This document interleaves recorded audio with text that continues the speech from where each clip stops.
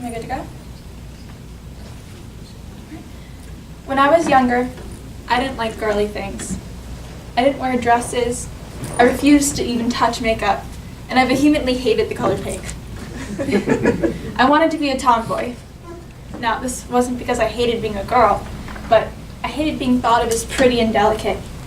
I wanted to be strong and tough like a boy. You see, I never actually hated girly things. I hated what they represented. In our society today, we are expected to fit perfectly into these two boxes of arbitrary gender roles. Men are expected to be the knights in shining armor, women the damsel in distress.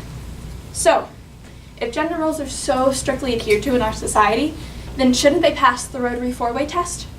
Are they the truth? Are they fair to all concerned? Do they build goodwill and better friendships? And are they beneficial to all involved? Well, let's see. Are gender roles the truth? Well, is it true that pink is a boy's color and girls? Pink? Sorry. Is it true that pink is a girl's color and boys blue? Well, no, it's not. In a 1918 article, Earnshaw Infants Department declared the generally accepted rule is pink for the girls, pink for the boys, and blue for the girls. The reason is that pink, being a more stronger and decided color, is more suitable for the boy, while blue, which is more delicate and dainty, is prettier for the girl. So, obviously,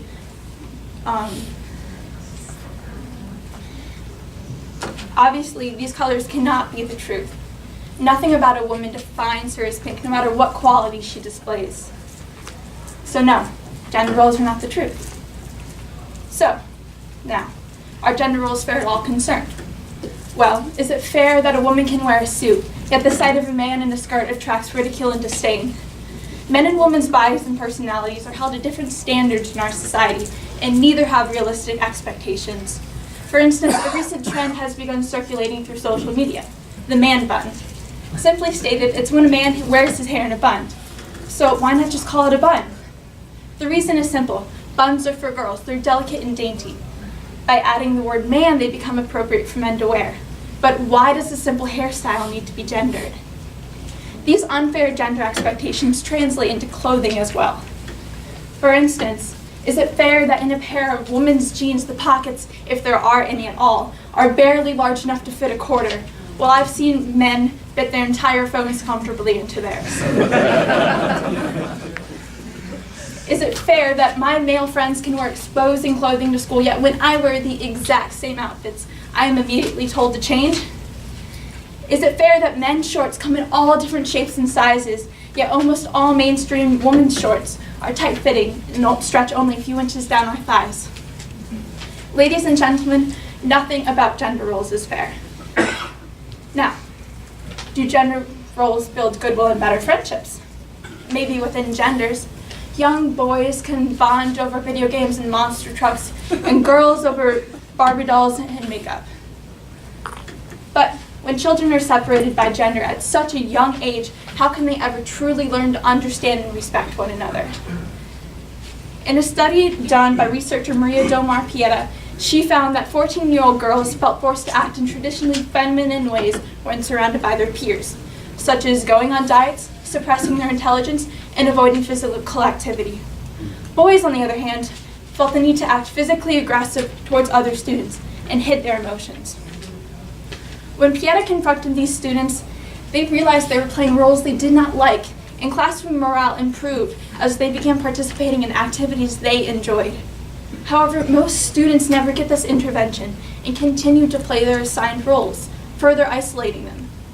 This alienation leads to problems later in life as well. Men and women constantly joke on how the other sex is so foreign they're practically a separate species, further alienating them. This gender stratification does not build goodwill or better friendships. It eliminates the possibility of them. Now, are gender roles beneficial to all involved? Of course they're not. The prices of toys and care products are arbitrarily raised when gender marketed. For instance, a study done by the New York Department of Consumer Affairs found women paid on average 7% more for products advertised to their gender than men.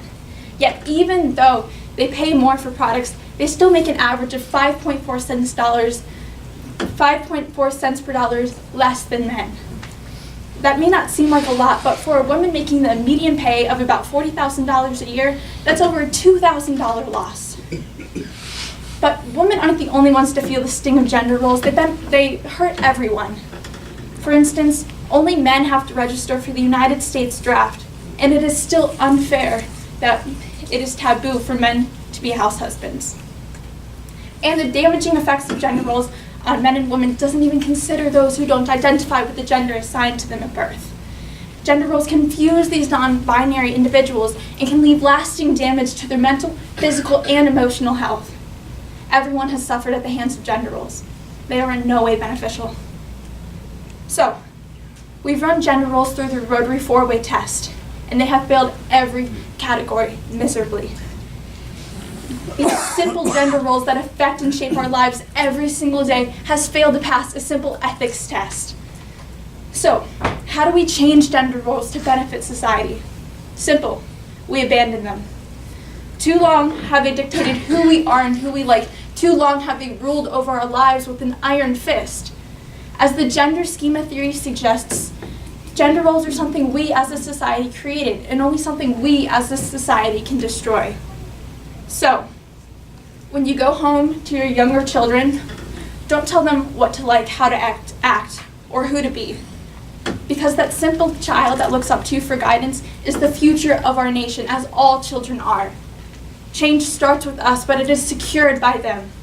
So, to the younger me with scraped up knees and headstrong attitude, and any other child out there who doesn't want to be defined by who society says you should be, keep fighting.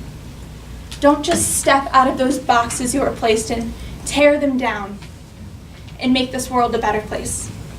Thank you.